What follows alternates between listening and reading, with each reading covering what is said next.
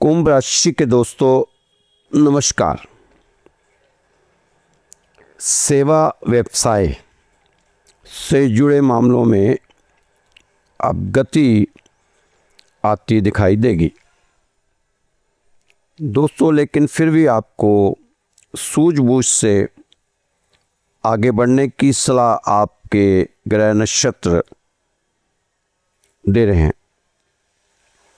इस समय आपने एक विशेष बात का ध्यान देना है कि सुनी सुनाई बातों में बिल्कुल भी ना आए, अफवाहों पर गौर ना करें, विश्वास ना करें। आपके द्वारा शुरू की गई योजनाएं सहज गति से आगे बढ़ती हुई नजर आ रही हैं। आप भी महसूस कर रहे होंगे। कैरियर के मामले में गति आएगी दोस्तों। चालाक लोगों से, नेगेटिव लोगों से, होशियार लोगों से, स्वार्थी लोगों से दूरियां बनाकर रखने का प्रयास आपका सदैव रहना चाहिए। इस समय पूजा पाठ में आपका खूब मन लगेगा। अच्छी बात है, ये दिन भी पूजा पाठ के ही हैं। नवरात्रे बहुत अच्छा पीरियड है ये। इसमें ज़्यादा से ज़्यादा अपने को अध्यात्म से जोड़कर चलें। इस समय आप अपनी वाणी पर जरूर संयम बनाए रखें। अपने हौसले और आत्मविश्वास में कमी ना आने दें। बाहरी गतिविधियों में ध्यान देने की वजह से आप अपने व्यक्तिगत जीवन के कार्यों में रुकावट ना लाएं।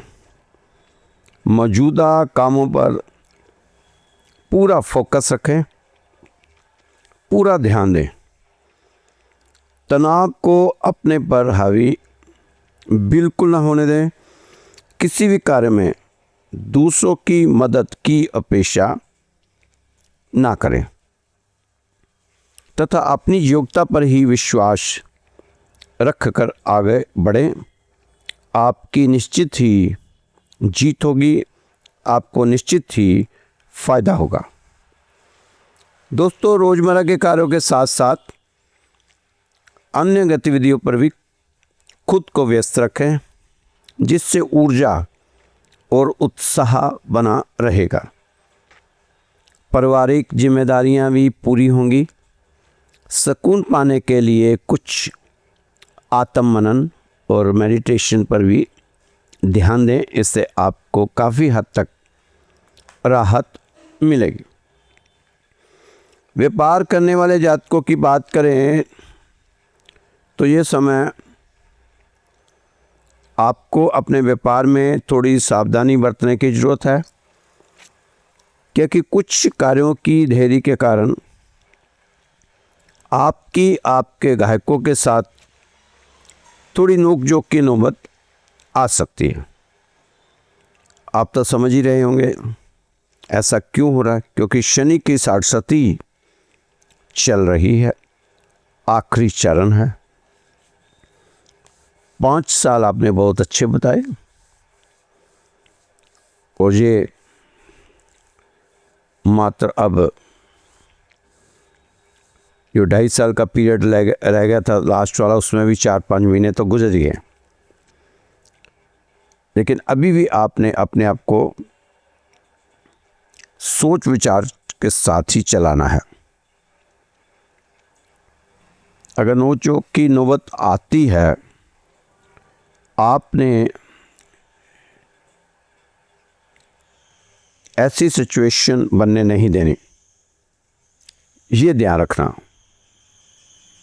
ऐसी सिचुएशन को अपनी समझदारी के साथ सॉल्व करना आपको ज़रूर अब आ जाना चाहिए, क्योंकि आपको बहुत ज़्यादा अनुभव हो चुका है। व्यापार में आपको काफ़ी सूझबूझ के साथ आगे बढ़ना चाहिए। सभी जगह आप अपना विनम्र व मधुर व्यवहार बनाकर रखें। अपने आप को सरल रखें सबके प्रति, चाहे वो आपसे बड़ा हो या फिर आपसे छोटा हो। आपको हमेशा बड़प्पन से काम लेना चाहिए। आपकी महत्वाकांक्षाओं पर नियंत्रण बनाए रखने का समय है। इस समय व्यापार में नए सहयोगी लाभकारी सिद्ध हो सकते हैं, लेकिन कोई भी नया निवेश आपको अभी थोड़े दिन रुक कर ही करना चाहिए। बार बार आपको हर बार बताता हूँ, उन्हीं बातों को मुझे दोहराना पड़ता है। ग्रहों और नक्षत्रों के चलते उनके प्रभाव से आप अपने कार्यक्षेत्र में, अपने ऑफिस में अपनी प्रतिभा का अच्छा प्रदर्शन कर सकते हैं। आप अपनी पूर्ण क्षमता के साथ काम करेंगे और जल्दी ही सारे काम पूरे करने का प्रयास करेंगे, जिससे आप कामयाबी हो सकते हैं। इस समय आपको आपके कामों को पूरा करने में थोड़ा ज़्यादा प्रयास करना पड़ सकता है। भाग दौड़ अधिक रहेगी, भागना पड़ेगा, तभी काम बनेगा, तभी बात बनेगी। नौकरी पेशा लोगों को आज कार्यक्षेत्र में अपने कार्यक्रम को शुरू करने से पहले उसकी सूची बनाना बहुत ज़रूरी है, अन्यथा कोई बहुत ज़रूरी काम होने से रह सकता है। आपको उस काम को आज ही पूरा कर लेना चाहिए। सबसे पहले उसी को पूरा करें, प्राथमिकता दें, उससे कल पर ना ही छोड़ें तो अच्छा रहेगा। दृढ़ संकल्प के साथ ही आप अपने सभी कार्यों को पूरा करने की कोशिश किया करें। सभी काम जरूरी हैं, सभी काम को पूरा किया करें, अधूरा ना छोड़ें। निर्णय लेने का उचित समय है, इसे आप अनदेखा ना करें तो फायदे में रहेंगे। समय अब आपके अनुकूल बनता जा रहा है। अब आपके सभी काम धीरे धीरे बनते चले जाएंगे और इस समय कुंभ राशि वाले अपने व्यापार को जितना भी आगे लेकर जाना चाहते हैं, लेकर जा सकते हैं। मेहनत का फल आपको अब मिलता नजर आ रहा है। इस समय आपको अपने जीवन की परिस्थितियों और अपनी प्रतिभाओं के अनुसार अपने लिए अवसर एवं चुनौतियों को चिन्हित करना चाहिए। दोस्तों, समय बड़ा बलवान है, लगता है अब कुंभ राशि के पक्ष में होता हुआ दिखाई दे रहा है। आने वाला समय आपके लिए काफ़ी अनुकूलता लेकर आ रहा है। ये आपको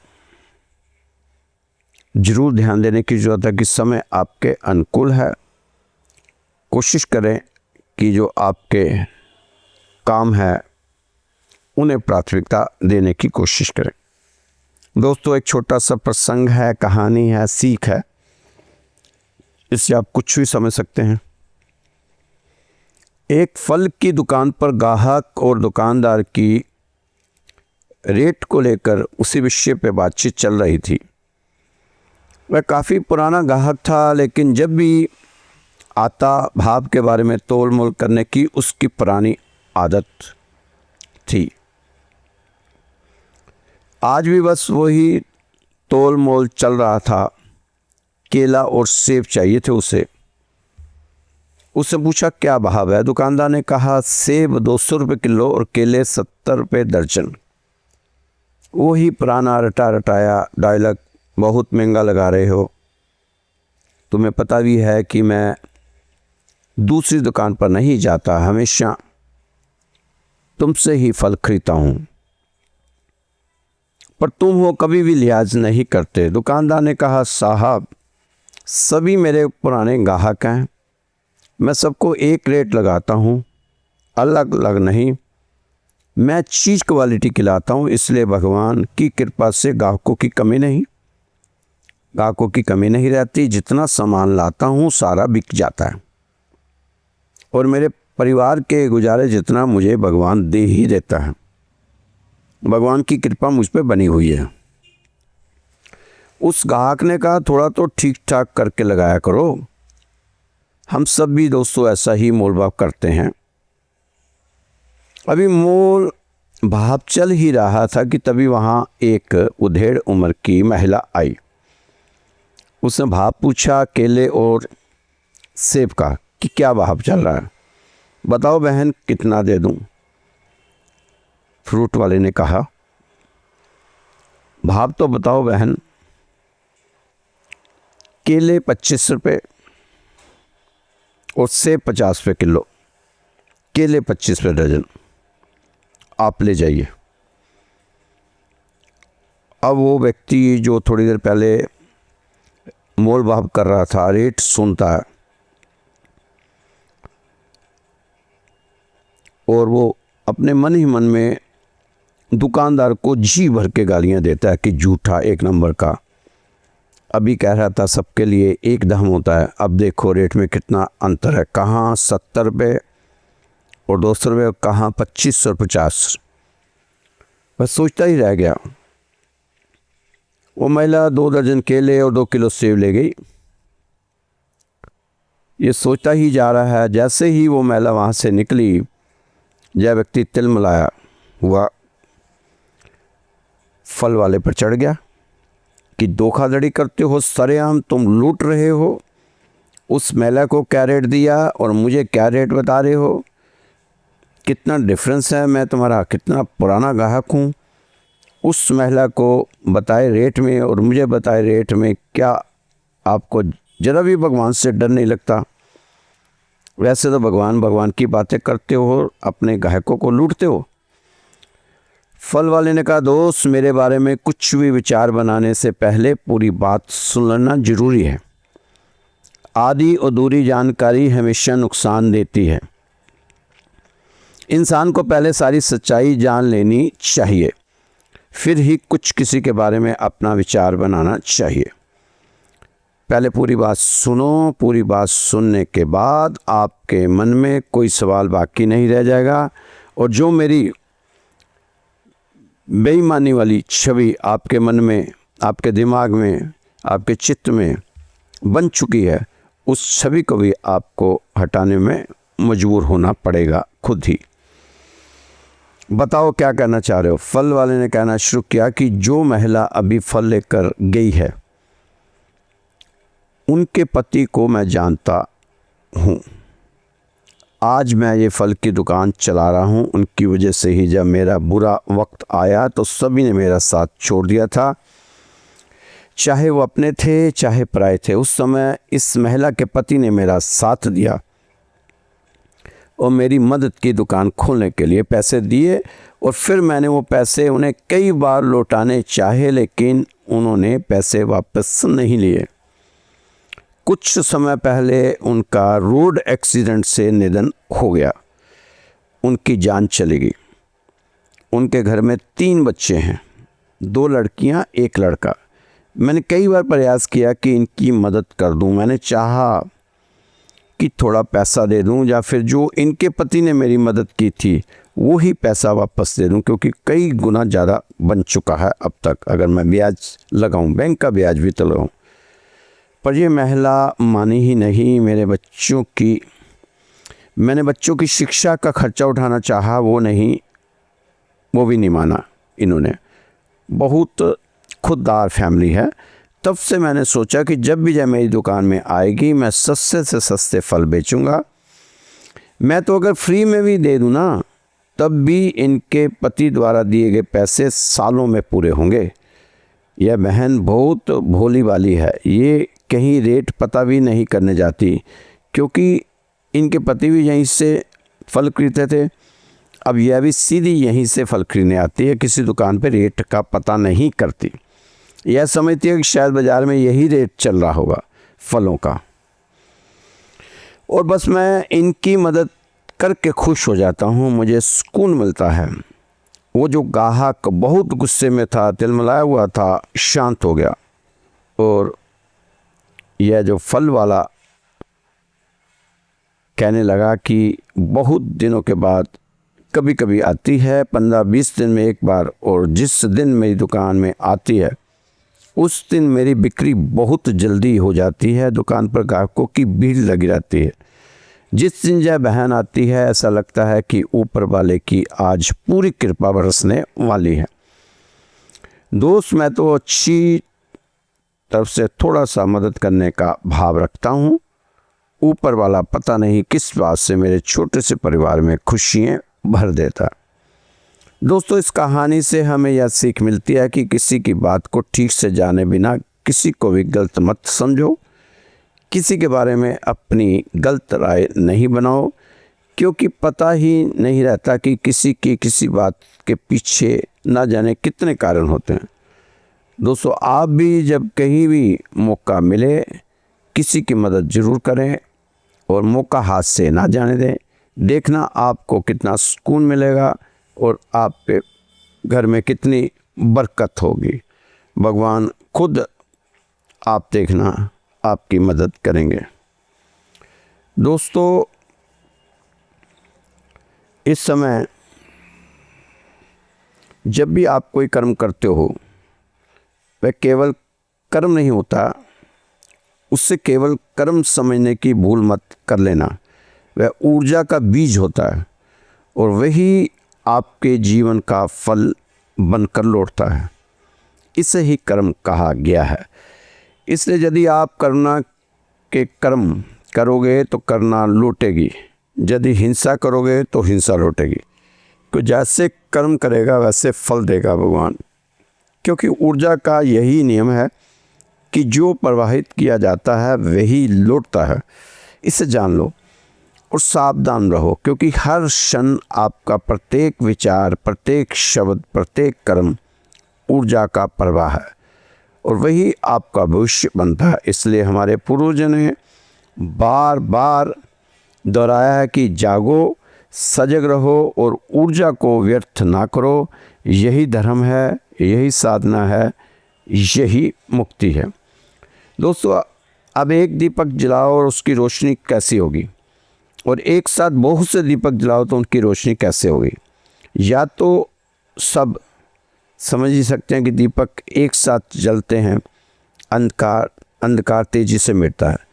वैसे ही जब अनेक साधकों की ऊर्जा एकत्र होती है तो वातावरण को पवित्र कर देती है। यही कारण है कि हमें सबको मिलकर परिवार में बैठकर प्रार्थना, पूजा, सत्संग करना चाहिए, ताकि ऊर्जा बढ़े, हमारे परिवार की ऊर्जा बढ़े और हमारे घर का ओरा ठीक हो। क्योंकि जब एक अकेला व्यक्ति पूजा पाठ करता है तो उसका लाभ सीमित होता रहता है, परंतु जब अनेक परिवार के लोग मिलकर पूजा पाठ कीर्तन करते हैं तो ऊर्जा का विस्तार बहुत बड़ा हो जाता है और फिर उसका प्रभाव संसार तक पहुंचता है। इसलिए आपको परिवार के साथ सामूहिक रूप से पूजा पाठ करना चाहिए, यही ऊर्जा का स्रोत है। दोस्तों, एक छोटा सा प्रसंग है, क्योंकि आजकल कुंभ राशि वाले भी बहुत ज्योतिषियों के पास घूम रहे हैं। मैसेज आते हैं कि मैंने ये वाला नीलम पहन लिया, ये मैंने पुखराज पहन लिया, मैंने ये पहन लिया, इतने पैसे लगा दिए, लेकिन मेरे को कोई फ़र्क नहीं पड़ा। दोस्तों, इन चीज़ों से कोई फ़र्क नहीं पड़ने वाला। अपने कर्मों को सही करके चलो, आपको सब कुछ अच्छा ही अच्छा रिज़ल्ट देखने को मिलेगा। ये प्रसंग सुना रहा हूँ। एक जोशी ने अपनी दुकान के बोर्ड लगवाया हुआ था कि मेरे द्वारा बताए गए उपायों से अगर फ़ायदा ना हो तो पैसे वापस।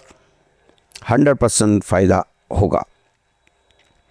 एक आदमी ने बहुत से उपाय किए पर उसको कोई फ़ायदा नहीं हुआ।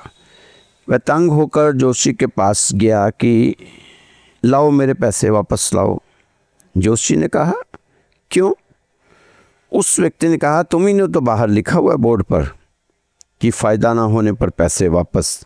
हाँ तो लिखा हुआ है, तो फिर तो लाओ, मुझे तो कोई फ़ायदा नहीं हुआ। मुझे फ़ायदा नहीं हुआ तो जोशी बोला कि तुम्हें हुआ ना हुआ हो मुझे मालूम नहीं, लेकिन मेरे को तो फ़ायदा हुआ है ना। बाहर तो इतना लिखा है कि फ़ायदा ना होने पर पैसा वापस, फ़ायदा तो हुआ ही है, अब कैसे वापस पैसे? उसमें ये नहीं लिखा कि फ़ायदा तुम्हारा या फ़ायदा मेरा।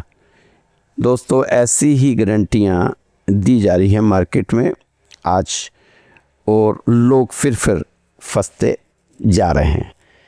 आप तो बस भगवान की शरण में चले जाओ, शरणागत हो जाओ, वह उसकी गारंटी पक्की है कि वहाँ आपको जाकर उसकी शरण में बैठकर आपको फ़ायदा ही फ़ायदा है। वहाँ से आपको निराशा नहीं मिलेगी। दोस्तों इस समय आपको दान पुण्य का काम करना चाहिए, क्योंकि ये समय ही दान पुण्य का। जैसे अभी 15 दिन पितरों के गए, पितृपक्ष में भी जितना दान ज़्यादा कर सकते थे करना चाहिए था, आपने किया भी होगा। कुंभ राशि वालों को मैंने हर वीडियो में बताता हूँ, दान का महत्व बताता हूँ, दान क्यों करना चाहिए इसके बारे में बताता हूँ। अब नवरात्रे हैं, नवरात्रे में भी विशेष प्रावधान है इसका दान का। दोस्तों दान का मतलब मांगना नहीं है। कई लोग दान मांगने आ जाते हैं कि दान दे दो। दान का मतलब मांगना नहीं है। दान का मतलब होता देना है। तुम्हारे पास जो हो, धन ना हो तो फिक्र छोड़ो, धन ही तो दान नहीं है, और भी तो धन है, प्रेम तो है। इतना निर्धन आदमी तो कोई भी नहीं है कि जिसके हृदय में प्रेम ना हो, और प्रेम से बड़ा और धन क्या। तुम एक गीत गा सकते हो तो गीत ही गुनगुना दो, तुम बांसुरी बजा सकते हो तो बांसुरी ही बजा दो, तुम नाच सकते हो तो पैर में घुंघरू बांध लो, नाच दिखा दो। किसी के कान में तुम्हारे घुंघरू की आवाज़ पड़ेगी, दान हुआ। तुम्हें कुछ बोध हुआ है, अपना बोध बांटो। तुम्हें कुछ समझ मिली है, अपनी समझ बांटो। तुम्हारे पास जो है, और ऐसा कोई भी व्यक्ति जगत में नहीं कि जिसके पास कुछ भी ना हो। तुम राह पर पड़े कांटे तो बीन सकते हो, तुम राह पर पड़े पत्थर तो उठा सकते हो, किसी के राह में पड़े कंकड़ तो हटा सकते हो, किसी के पास बैठकर हंस तो सकते हो, किसी रोते के आंसू तो पोंछ सकते हो। दान का मतलब मांगना नहीं, दान का मतलब देना है। तो ये जो दान देने के इस समय दिन चल रहे हैं, तो आपको जरूर दान पुण्य का काम करना चाहिए। अपनी क्षमता अनुसार करें, जितनी आपकी क्षमता है। अगर आप ज़्यादा नहीं दे सकते तो दो रोटी किसी को खिला दें, किसी बच्चे को रोते हुए कोई बिस्कुट का पैकेट ले दें, 2-4 टॉफ़ी ले दें। दान कितना भी सक्षमता के साथ ही करना चाहिए। दोस्तों यह राशि आपको श्री राधे श्याम मंदिर द्वारा बताई जाती है। ग्रहों का जाल में उलझाते नहीं हैं हम आपको, जबकि ग्रहों के जाल से आपको निकालने की कोशिश हमारी रहती है। कुंभ राशि के दोस्त बहुत अच्छी पोजीशन में आ सकते हैं इस समय, अगर वो मेहनत करे तो, क्योंकि कर्म तो करना ही होगा। सिर्फ ग्रह नक्षत्र और अपनी राशि देखने से कुछ नहीं होगा। और किसी को ब्लेम नहीं देना, अपनी जो आपकी नाकामयाबी है उसके लिए किसी को ब्लेम ना दिया करें। दोस्तों नवरात्रे चल रहे हैं, बहुत अच्छे दिन हैं माता रानी के। तो आप भी अगर श्री राधे श्याम मंदिर में अपने परिवार के लिए अरदास लगवाना चाहते हैं, बच्चों की पढ़ाई के लिए, बच्चों की विवाह शादी के लिए, बच्चों की नौकरी के लिए, बीमारी के लिए कोई अरदास लगाना चाहते हैं, तो आप मंदिर में, मैं आपको व्हाट्सएप नंबर दे देता हूँ, आप मुझे व्हाट्सएप कर दें। मेरा नंबर है 9315336907 9315336907 ये व्हाट्सएप नंबर है। आप अपना नाम, अपना गोत्र और अपना स्थान अगर अरदास लगानी है तो श्रद्धा, विश्वास और आस्था के साथ जुड़कर आप मुझे संपर्क साधना मुझसे। आपको सही मार्गदर्शन मिलेगा और आपके लिए सुबह और शाम अरदास लगाई जाएगी भगवान के सामने। तो दोस्तों, नंबर एक बार फिर नोट कर लीजिए, 9315336907। खुश रहो, मस्त रहो, स्वस्थ रहो और तंदुरुस्त जरूर रहो। कल फिर मिलेंगे आपकी राशि के साथ। जय श्री कृष्णा, जय श्री राधे।